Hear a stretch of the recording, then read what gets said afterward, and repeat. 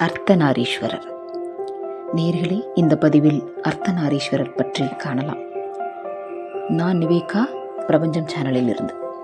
உலகம் யாவற்றையும் சூழ்ச்சியால் கட்டி ஆளும் வாழைப்பெண்ணை விட்டுவிட்டு யோகமும் ஞானமும் பார்த்தால் அது வீணே ஆகும். மனமானது பேய் போலாகும். அவளை விட்டு யாரும் ஞானத்தை அடைய முடியாது. ஆசையாகிய பாம்பு ஆட்டி வைக்கும். பாம்பை ஆபரணமாக அணிந்தான் சிவபெருமான். நிலாவையும் கொன்றையையும் சூடினான். பாம்பையே முப்புரி நூலாக அணிந்தான். யானையை தன் கையாலேயே உரித்தான். கங்கணமாகவும் பாம்பையே அணிந்துள்ளான்.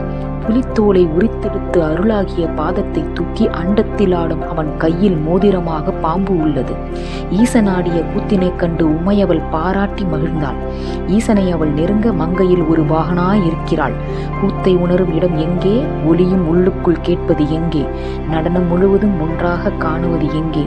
அகண்டமான வெளி முழுவதும் பரவிய ஜோதி எங்கே? எல்லாம் மௌனத்தால் கூடி காணலாம். திருச்சிற்றம்பலம்.